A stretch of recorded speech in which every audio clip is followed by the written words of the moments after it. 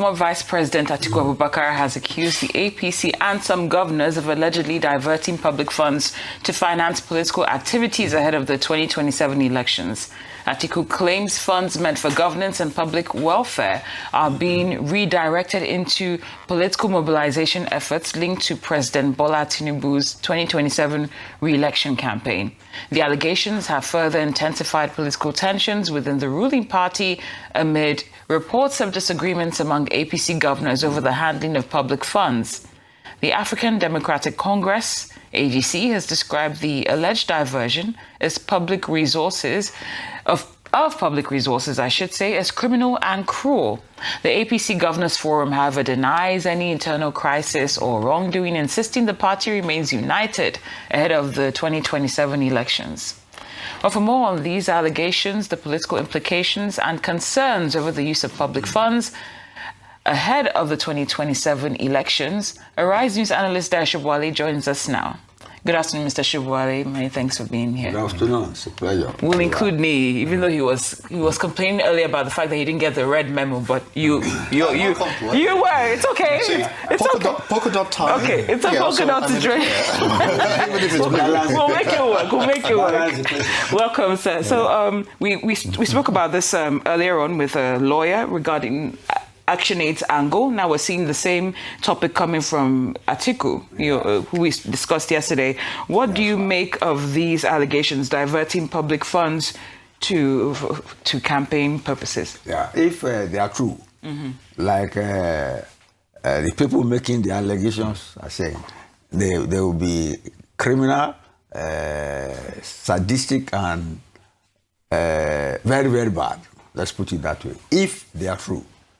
But then we are in political times, like I said yesterday, and until the end of the campaign period. Now the first deadline I'm drawing is the deadline for primaries, for people to put in their papers for contest in the primaries. That one is the first deadline. The second deadline is the end of the campaign period. So what they have said are grave allegations. Let me first of all show the implication. You see, it is unethical, it is criminal, it is illegal for you to be an incumbent and be using public funds allocated to your state or whatever institution to be using, it is unheard of for you to be using such funds to perpetuate your stay in power. It is criminal. And it is clear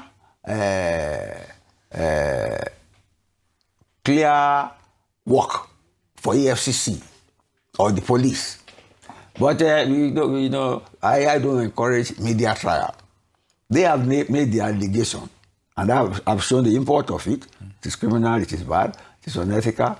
But the onus of the responsibility for proving it is on them, on the people making the allegations.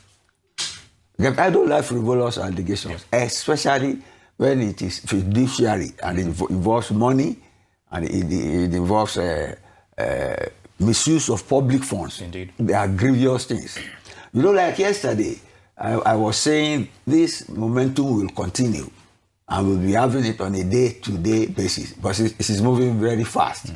Maybe perhaps we suggested what the ADC are saying, or even Atiku to them. Yesterday, I said, what will they say?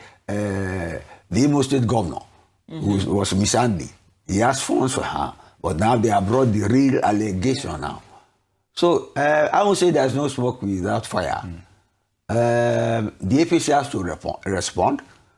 That is the onus of transparency and accountability is in the box of the APC and the government and the governors. But the provision of proof of that allegation rests squarely with those making the allegations. That's Atiku and the ADC. But now, we have anti-corruption institutions. You have the police. They cannot close their eyes or their ears to what is on the ground. So they should be probing. They should be probing. So that at the end of the day, we know we are. But I will expect the governors to respond. I will expect even the governors forum to respond. Not only they denied yesterday, but because there was no direct allegation. But now you have direct allegation of misusing public funds for campaign. It's unethical. It is criminal. It is callous, like they said. So let's leave it at that. All right, Mr. Oshobuale, and just like we spoke to lawyer Opara not too long ago, and I was asking a question, fine. It's one thing to make these claims, but it's another to actually prove it, as it were. And we still haven't gotten to that aspect yet. And you also have to look at the fact that those also making those, claims, as it were, have been in governance. They've seen how things are done. And of course, there have been accusations in the past about, the lack of transparency for some time now. And so when it comes to that, do you actually see the accusers going beyond making this, this claim and actually doing their own, due diligence, investigations, going to court to get this done, if they have that proof in hand, to put everything to rest? Look, it's a double-edged sword. They have made the allegation.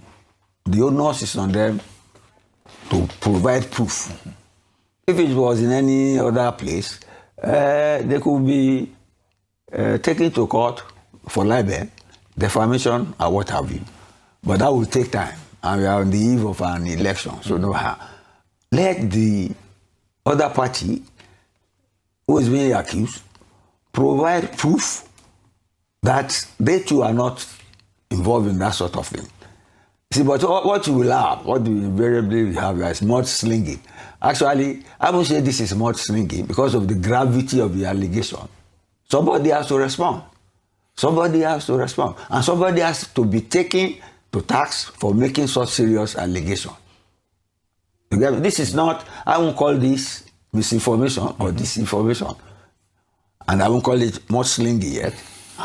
Because you see, you'll have to tarry a while to let both sides sort themselves out.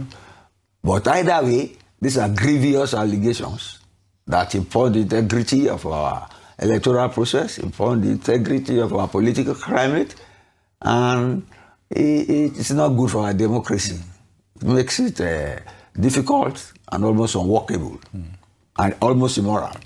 Let's leave it at that. Mr. Oshobuale, in one sentence, do you think that the silence of institutions like EFCC, ICPC, and DSS on these allegations so far, do you think that it gives any indicator that they might be complicit? No, I don't want to accuse anybody, but I'm just prodding them to do their duty. Okay. They should do their duty. And they should even respond that they have had these allegations, and because that's why they are in office. That is why they are functioning as institutions to fight corruption and protect the integrity of our political process, which is being eroded if these allegations are proven to be true.